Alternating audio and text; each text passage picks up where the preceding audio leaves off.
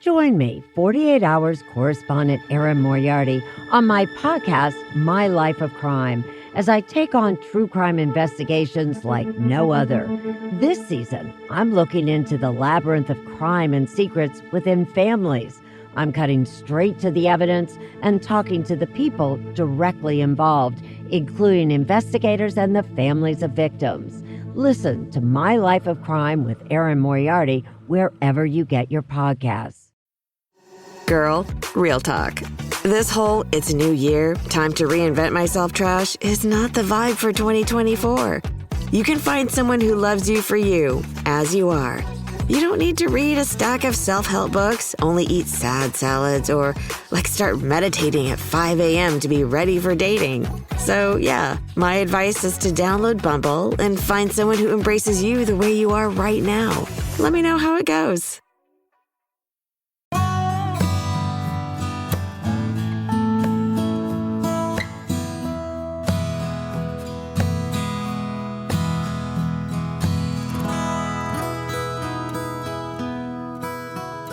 This is Central Texas Living with Ann Harder. Hello, everyone. I'm Ann Harder. Welcome to Central Texas Living, the podcast. You know, there's nothing more beautiful than the birth of a child. The labor and delivery process, though, is it's intense. Emotions can run the gamut, and one of those emotions apparently is laughter, as we hear from Micah Burgess, who is the author of The Humor in Birth. Micah is a certified doula and the founder of Waco Doula. Yes, ma'am. And it is so good to have you, Thank you here today. I've told you this. You sent me an advance copy of the book, and I mean, I'm laughing out loud. Love it. At your writing. I mean, you've never written before, I guess.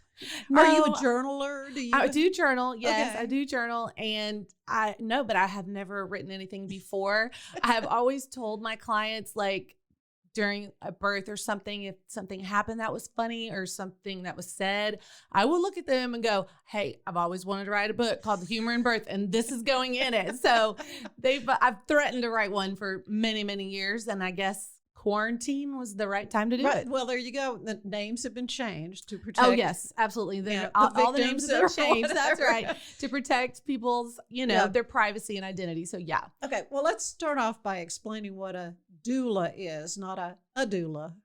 That's right, Ann. Just doula. That's right. It's just DOULA, a doula. So this is something, you're not a midwife. Correct. Although you have been trained in that. So my training was with a midwife. I was a midwife assistant for a few years, many, many years ago, but realized pretty quickly that what I wanted to do was be a doula, because I just gravitated more towards the mom and supporting her, verbally affirming her, giving her some advice on how to breathe through a contraction. And while I could do the other stuff like an exam or blood pressure or taking care of the baby, that kind of thing, I just preferred and I gravitated towards supporting the mom. And it was just a better fit for me. And so a midwife is like an OBGYN, where they will deliver your baby. They would replace the OBGYN. They do everything except surgery, like a C-section. But I don't do anything medical. I don't deliver your baby. I don't do anything medical. I'm there as a support person, physically, mentally, even emotionally, for moms. Well, in an ideal world, that husband, yes, the father, is supposed to be doing that as well. Mm-hmm. But sometimes they can kind of get caught up in the moment as well. That's right. So they're not thinking as clearly maybe as right. I think people forget that it's their birth experience too, and most of them have never been to a birth. That's just the truth, unless it was their own children's births. But, they also need to be supported. And so as a doula, I mean, my role is to also support them as well. I want them to be as involved as they want to be. And for some men, it is just holding her hand with his eyes closed through the whole birth. And that's okay. I mean, that's probably why they hired me, because they both knew that's what was going to happen.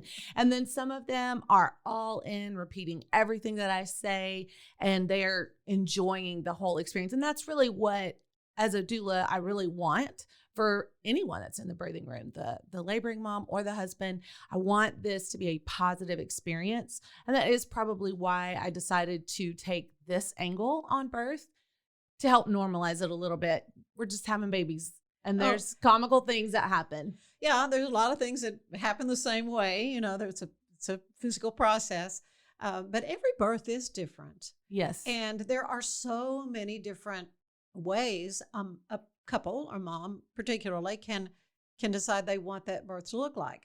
Correct. That's right. From lots of drugs. That's right. Oh yeah. To none, you know, I'm That's going to right. be Mother Earth. That's That's how right. I started out. That's So, right. yeah, didn't end up Totally. being Mother Yeah. Earth, Totally different. And you know, I welcome that. I want that. I mean, your birth needs to fit who you are as a person. And yeah, there are plenty of women that they walk in the doors, they go ahead and call the anesthesiologist, like, that's how we're starting this shindig, which is fine, which is great. And I am probably more there for the women that are wanting to have a little bit more of a natural experience. Maybe Sure. they don't want the interventions or the medications.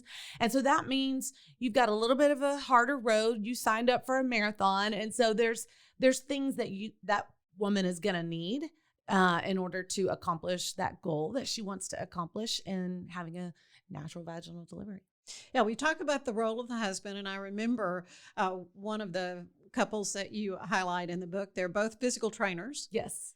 and I mean, he turned into coach mode. He did. He was so much fun. It took myself. I mean, he's in her face. Oh my gosh, like, yes, do it, do absolutely it. in coach mode. Like we're at the sidelines of a football game. Seriously. I mean, that is how intense it was. But it was perfect because that fit her and she responded so well to him coaching. And so I just, hey, let's do this however y'all want to do it. But yes, it was highly entertaining for sure, and so much fun to have a dad that involved and being himself.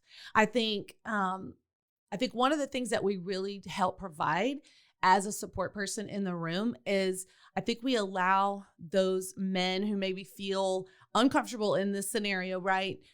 We allow them to be themselves. Like they don't have to remember everything from that childbirth education class. They don't have to know everything that's going on. They don't have to put that birth hat on. They just get to be themselves. And we want them to support their wives in whatever way they normally would support them in real life, in normal life. And so that also helps give her that sense of attachment and, oh, that's right, I'm just having a baby. I'm not dying with this man that I love, you know, so it's full circle. Yeah, you also told a story of a couple, and the wife's like, I just don't pay any attention to what he says because he was just so. It was hard apparently for you to read this guy because he's like, well, if she wants to hire you, fine or whatever. Right. I mean, That's very right. brusque. And, Yes, he was a It comical was just strange, guy. but he was being funny. He was You just being didn't funny. know it. That's right. And she warned me, you know, in the book, I say the very first thing she told me when I sat down before he arrived was, please don't be offended by anything my husband says. And I hope he won't keep you from letting us hiring you. And I was like, what am I about to find? I mean, and so, yes, he's in it for the shock factor. Most of the things that came out of his mouth, most of the things that he did were very funny and sarcastic. And, you know, once I figured out, oh, okay, that's how we're going to go, then I was able to jump right in with him. And we're laughing behind her back and winking pretty much the whole birth as she's focused. But, you know, again, she knows what her husband's like. She knows what to expect. And so, yeah, I've been to a couple of their births. Lots of fun. Oh, that's good. And for you to have repeat customers, if you will, it's got to be gratifying to you. Because, it is. Because I'm sure you remember, well, you know, this is how it all worked out last time. And, you know, maybe they want a few things changed or whatever. I had the opportunity the other night to have dinner with a retired OB gynecologist. And, and I said, I've read this hysterical book about the humor in birth, you know, and I was just saying, and he just sort of looked at me like I'd grown another head or something. It was so fun. Crickets chirping. Yeah. I thought, he must not have found too much funny had that. I mean, in his long career right. delivering babies. That's right. And this is a conglomeration of stories. Yeah. From, I mean, the very first birth I ever attended was my nephew's birth, and he's 30 years old now, 31 years old now. And so this is a long list of births. And so there are some births and they are not funny Oh, at no. all. Serious from the word go, start to finish. Scary and so, or whatever. yeah, exactly. So this book doesn't take away from that. It doesn't take away from how monumental and inspirational and important birth is. It is just shining a light on a perspective and an aspect that I think we can use to our benefit to, again, to relax, to understand what's happening, hopefully enjoy some of the process. And I think when we stop and realize that what just happened or what was just said is funny and we allow ourselves to be entertained for that moment, it really can help change maybe even the atmosphere. If it was super heavy or if she was struggling, I think it can help change the atmosphere. And so, yeah, I wish I told you this. I wish I had read this book before I had my first baby 41 years ago now, and a lot has changed. We were back then just getting into, the dads being in the delivery room. I mean, it's really kind of amazing how things have changed in a generation. Absolutely. Of childbirth and how much more control the couple has over the birth experience, which is a very good thing. It is. Yeah. We want, I speak to it in the book that there are many different choices that women are going to make before they step into the birthing room, from where they want to have their baby, who they want to deliver their baby, who they want to attend.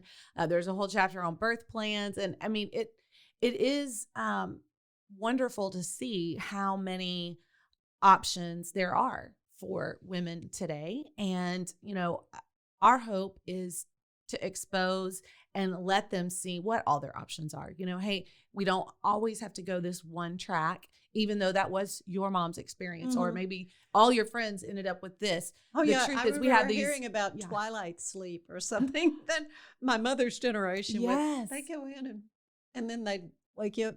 Mrs. Wells, you have a baby? Oh, my goodness. Can you imagine? Can't imagine. Sometimes I think maybe that wouldn't be such Absolutely. not such a bad option right there. Absolutely. But yeah, so you don't really take the place of them going to Lamaze classes, if they even call them that anymore, birthing classes, or do you do that education for them, or how does that work? Great question.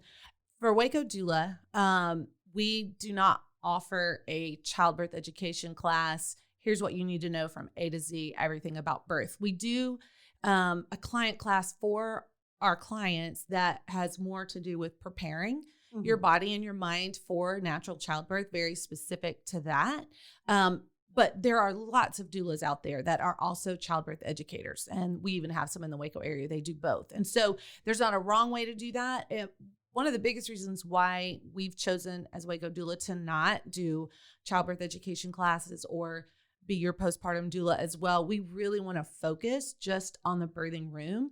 And there are so many great resources here in Waco. We're actually hosting an event on April 24th. It's called an Informed Childbirth Community event. And there's going to be lots of people there being represented, like from prenatal all the way to postpartum. And we want women to know what the options are. And so as Waco Doula, we're really focusing on the birth part of it. And then we're going to point these women in the right direction so that they get the best childbirth education that they can, that they find the best lactation consultant that they can. And we want them to find those people that are really great at what they do. They're passionate about what we do. And what we're passionate about is the actual birth. Well, you've certainly taken part in how many births? It's well over 200 now. Really? Yeah. And as I chuckle, because there are so many funny stories that you tell in your book, The Humor in Birth. And when we come back, we're going to maybe hear you read an excerpt or two. Perfect. From that. So sounds great. Stay with us.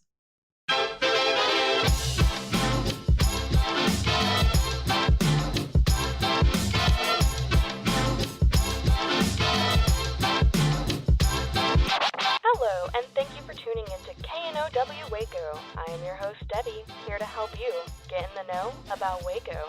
So you may be asking yourself, why am I here? I'm here to be your tour guide through Waco. I'm here to tell you all the goings-on in and around Waco. I'm going to give you the 411 on what's happening, what's going on, and what events you should go to. This is your host, Debbie, signing off. Now that you know, go. Just go, Waco. You are going on a run. Are you building a new business while managing a family? Are you tired of trying to balance home and work and everything seems to be coming up short? Then there's a podcast made just for you.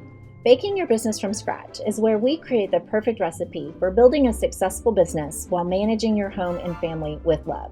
Come join us and see for yourself.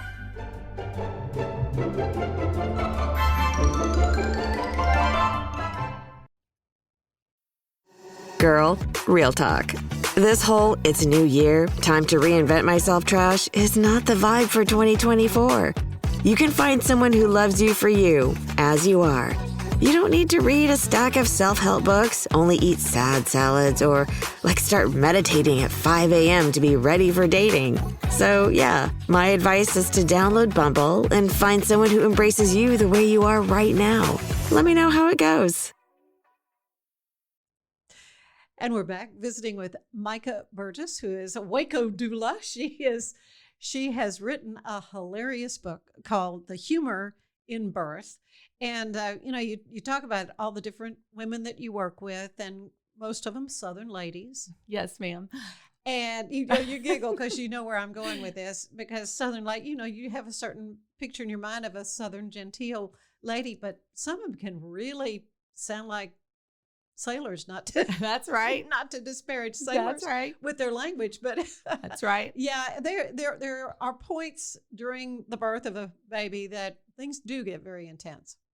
Absolutely. Yes. And quite frankly, when they do get very intense and we start hearing from these mamas who, are telling it like it is, then that's a great clue for us to go, okay, we're getting closer to having a baby, because she just lost her composure now. And now that we know where we're headed, we know she's dropping an F-bomb or two. That's right. We don't have that filter on anymore. It's uncensored. So we're getting after it now. So we love it. The filters are off. Well, you answer a lot of basic questions in the book. Basics like, what to take, what's the dad's role. We kind of touched on that. What scares a new mom the most. Mm-hmm.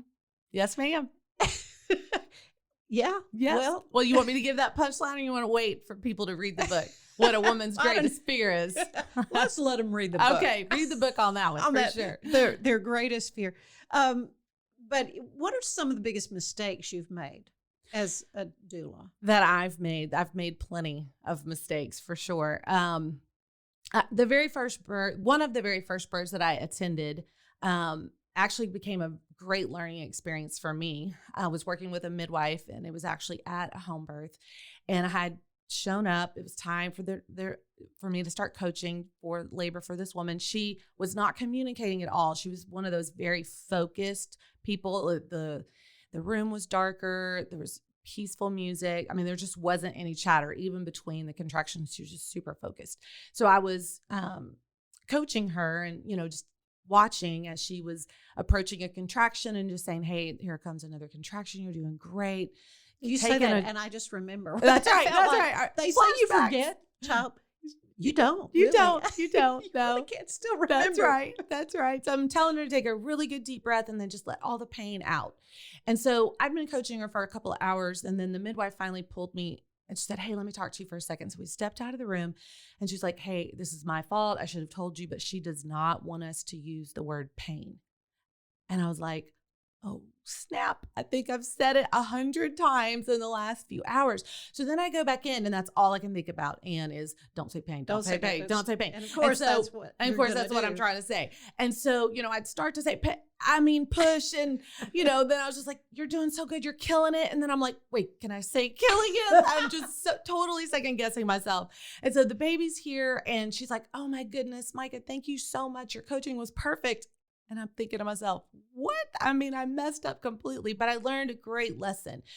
Women don't need to be reminded they're in pain. You don't need to say that word. There are plenty of other things that I can say to help you relax, through that discomfort, through that intensity, through the pressure, and not have to use that word. So this particular mistake was a great learning experience for me. Yeah. Well, I think you're very transparent in the book about things that you've done. I think you called the mom by the wrong name the whole time. Yes, I did. I called her Sharon, let's say, through the entire birth. And then at the end, the baby's born. I was like, congratulations, Sharon. I'm so proud of you. And she's like, thank you. My name is Cecilia. And then, okay. Yeah, that just happened, and that's embarrassing. So yeah, I make plenty of mistakes. Yeah, okay. So, and another thing I learned really reading your book about all these new techniques for the laboring mom. And of course, I knew even back, my youngest is 34. And so walking around really helped, moving around, just plopping in a bed for, hours of laboring really, that doesn't help, doesn't move things along. But now you use these big exercise balls and even lead the mom into a shower and they shower. Which so I I've guess done that one time. Hot shower feels pretty good. That's right. I've done that one time. One time you did that. time. And this was in a hospital setting. Yes, ma'am. It was in a hospital. And my client had been laboring beautifully on the birthing ball. And then all of a sudden things kind of shifted. And now that wasn't working as well. The pain has, gotten more intense. And so I was like, hey, you know what? Let's get you in the shower. Let's get that hot water on your back and on your belly. See if that helps. But there wasn't one of those shower chairs in this particular shower. And so I was like, no problem. Let's just stick the birthing ball in there. And she's like, oh, that sounds great. So I get her in the shower. We get the water temperature going. Her husband's sitting right outside the curtain. And I'm now in the room. I stepped out of the bathroom to catch up on my notes a little bit, give them, an opportunity to connect, just the two of them. And then I hear her husband call my name. And so I'm like, yeah, what's up? And then I see what the problem is, that there's water seeping out of the bathroom door into the patient's room. And I'm like, what has happened? So I go in and now, it is coming out fast. And it is just everywhere in no time at all. And so I buzz for some help, for them to bring some towels and some blankets. And now it's seeping out into the hallway. I can hear them discussing it in the hallway. No. What has happened? So I walk into the door and she's in the middle of a contraction. I do not interrupt her. No. That's right. In a contraction. So I wait till the contraction's over. I turn the water off. And of course, the birthing ball was on the drain. Did you know that the drain is there and to help drain the water out of the shower so you don't flood a room? And it's all one level. It's all one level. In a hospital, Right. There's no really lip to speak of because they don't want a mom to trip, right? So it is just steadily. It took us forever to clean that up. And there's more to that story. I'd love for you to get the book and read the rest of that story. It's pretty funny. And yes, that is probably, I'm the most famous for that mistake in this particular hospital. I get teased quite a bit by my nurses that I have been working with for a long, long time, and they love this story. They think it's hysterical. So there you go. Well, you give a lot of love in the book to the medical professionals, to the doctors, to the nurses, to the midwives, that actually do the catching of the baby. That's because you said that's not what you do. I do not deliver babies. And I say it several times throughout the book. And that is not my role, not my job. And so, yes, I make sure that we've got those, the medical professionals on hand quickly once we realize baby is coming. So, yes. And I'm so thankful for them. I don't want their job. They are amazing at what they do at delivering babies, like you said, whether it's midwives, OBGYNs, nurses. There's been plenty of nurses that have delivered babies because that baby's coming fast. The doctor just didn't make it yet. So I'm very, very thankful for all of them, all of the people that I get to work with on a regular basis. But you perform really a very important role because you're there with the mom and you're seeing sometimes subtle changes that can signal, that baby's coming now. Yes. Yes, and the doc maybe, who knows where. Exactly. I think one thing that I have recognized over the years, when a mom gets into active labor and she kind of hits that milestone of like 6 centimeters and we're like 90 to 100% of face. And I explain some of that in the book. If that doesn't make sense to you right now, I don't want to bore you with all the details of that. But that typically means we just pushed her off the cliff and now it's like a locomotive. She's rolling down that hill. So I know that even though right after that exam, maybe the numbers still don't show how far along she is. I can tell by the way a woman is breathing, by the way she is moving, by the noises that she's making, if we're headed into transition and we're going to be having a baby soon. Mhm. And so, yeah, I'm not shy to communicate that. Hey, I know you just checked her 5 minutes ago and she was still a 6, but I'm telling you something is happening. I think you guys need to get in here. And they get in here, sure enough, oh, wow, there's baby's head. And so, when you're being able to, like you mentioned earlier, move around, get in different positions to help baby drop down, to open up your pelvis more, then the way birth is supposed to work is it's just supposed to roll on down until you have that baby. And so we love to see that.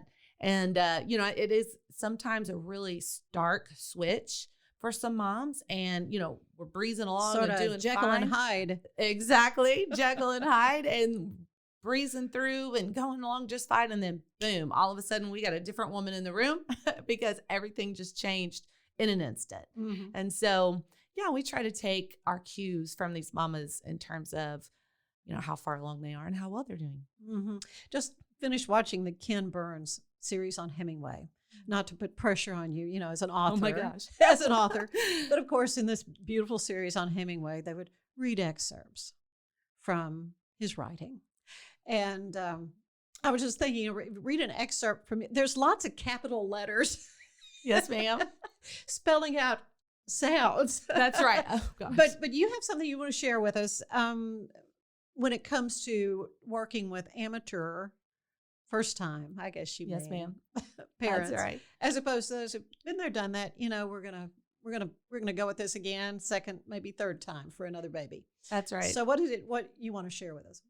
So there is obviously a difference between, and I can remember for me, a first-time mom and a veteran. Amateur versus veteran is the name of this particular chapter. And you, as a first-time mom, you just don't know what you don't know. Right. And you can be as prepared as possible. And it's scary. It is scary. But you don't get to start checking those boxes until you're actually at the birthing room and in labor. Go, oh, this is what y'all were talking about. Oh, okay, I get it now, So you just don't know what you don't know. And then, veterans here. So some of the responses that I might get to someone who thinks they're in labor, right? Mm-hmm. So right. These first timers, I'm going to read here, but these first timers, God bless them, can be slightly obsessive when it comes to analyzing signs of labors. Every pea color, vaginal tingling, cramp, or gas pain is scrutinized. The truth is, they are just ready to have their baby. And the hope is that they are one step closer. To a first-time mom, everything means I am in labor. My response, yes, cleaning out your garage might be a sign of nesting, but it's not a guarantee that today's the day. Oh, I see you're feeling nauseous and tired. Maybe try taking a nap first before heading into the hospital right away. You're cramping but have no pain. That's a great indication that your body's warming up. It's still too early, though, to say whether or not you should call your parents to fly in from Hawaii. Don't get me wrong. I love to be given the heads up. Then I have these professionals and veterans be like, hey girl, I have been having some contraction like tightening for the past several hours. They're about 3 to 4 minutes apart, but they're just not as strong as with my first baby. I'm going to take a quick shower, grab a bite, and drop the kids off at my mom's. Figured I could head to the hospital after that just to see what's going on. Or 3 to 4 minutes. That's right. Sorry for the late text. It's 2 a.m. But I was having some contractions while we were at dinner. On the way home, my water broke. I decided to get some sleep, and I just woke up with lots of very strong contractions right on top of each other. Danny thinks we should go in, but I'd like to sleep a little bit longer. Any thoughts? Yep, it doesn't sound like that baby's going to let you catch any more Z's. So just the difference between amateurs, veterans, just deciding whether they're in labor or not, very, very different. Yeah. What is your favorite part of the book? What's the funniest? I mean, I'm thinking about all the candles in the room and somebody catches on fire. So that's the very first birth I ever went to. That was actually my nephew being born. And both my sisters were with, both my sister and I were with my sister as she was relaxing in the bathtub. And, we're just telling her what a great job she's doing, encouraged her, having conversations. And then all of a sudden she gets super restless and she's trying to communicate something and she's pointing at us. And I'm like, oh my goodness. I mean, is this what we see in the movies? I mean, like, she's about to have her baby right here. What is going on? She's clearly struggling. And then finally, she's as loud as she can in the middle of this contraction. And she points at my sister, your shorts are on fire. And we're like, what? Sure enough, she'd been leaning on the bathtub where there was a candle and her shorts caught on fire from this candle. And now we are scooping water out of the tub, splashing her. She is soaked. The floor is soaked, trying to put this fire out. And then we all just burst into laughter because the whole scene was just hysterical. And that's probably, Anne, one of the reasons I knew right away. I mean, there are some amazing parts of birth. I mean, I don't remember a lot of other things about my sister's birth. I know that it was hard. I know that it was long. I know that she had to really focus. I know there was a lot of coaching, but that stands out in my mind for sure. And it was an opportunity for her to settle into, oh my gosh, this was a funny thing that just happened. And I think it helped set the tone for her and for me in realizing that this is something I want to do. This is something I want to experience. So, well, one of the funny episodes. So I interrupted you. What is your favorite funny moment? No, let's see. Is there one? There were so many. Yes, one of my favorites is there's a chapter called Sisters, and one of my favorite stories is the mom that is giving birth is actually a good friend of ours. She and her husband, and her sister was there. And it's time for her to start pushing. And yes, like you said, throughout the book, it's just a lot of vowel sounds, capital vowel sounds, trying to make these sounds that women make when they're pushing a baby. You did a pretty good job. Well, thank you. Bear with me. It just gets like I ran out of vowels really, really quick. But anyway, so at one point I can, she's taking a deep breath, and then I start hearing her push. But I'm looking at her and her mouth is not moving. Her mouth is not open. Her eyes are closed. So I'm looking around and I realize it's her sister that's making this pushing sound. And so then here comes another contraction. I'm like, get a really good deep breath. And they're just going to blow it all out. And then I hear, and again, it's her sister. It's not her. And through every single push, her sister made all of the noises. My client, not one time made a pushing sound, not once. Her sister literally did all, I'm using air quotes here, did all the pushing for her. And at one point, the midwife's looking at them and she's like, well, okay, ladies, here we go. Let's have this baby. It was a team effort. It was totally a team effort. And her sister finally looked at her and she's like, is this okay that I'm doing this? And my client was like, yes, because I have no energy. Just take over and go for it. And so, hey, you got to do what works for you. But that is definitely one of my favorite stories. It was so much fun to be a part of. Oh, well, I mean, you help in a lot of ways. I know there was one instance where the mom grabbed your shirt and pulled you in like almost on top of her. Yes. Intensity of that. That is one of my repeat clients. That's right. And she is a pro. I'm telling you what, she's amazing at giving birth. And she was just cruising along. It was happening so fast. And then, like I said earlier, just in this one instant, everything changed. And so I walked over to the bed to check on her because she had said, hey, I'm needing something. And so I walked over to the bed to check on her. And yes, she grabbed my jacket and pulled me towards her. So I'm like bracing myself on the rails of the bed so that I don't fall on top of this laboring pregnant woman who's got a hold of me. Like we are nose to nose. And she's just got this face like, and I'm like, okay, don't fall, hold it together. But yeah, I mean, in like 2 pushes, that baby was born. And so it wasn't until after the baby was born that she let go of you. That's right. Yeah, baby was born. And I was like, how you doing? That was quite a ride. Baby's here. And she's like, oh yeah. And then let go. And we had a good laugh about it. It's definitely.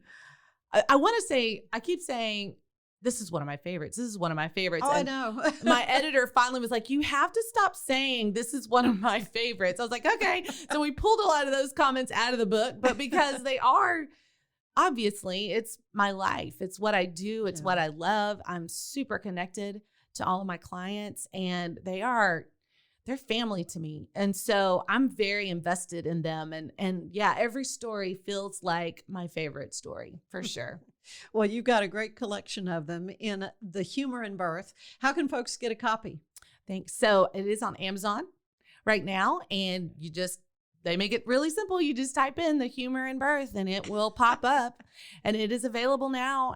It's been published, and we are so excited that this journey is complete, and to share it and to offer it to others. And so I love that that you thought it was funny and that you wished that you had it. Should be required reading for every Awesome. pregnant woman, particularly the first time mama. Awesome. Well, thank you. I appreciate that. Yeah, well, it's been great visiting with you. Thank you so much. Micah Burgess, Waco Doula, and they can get more information on Waco Doula where?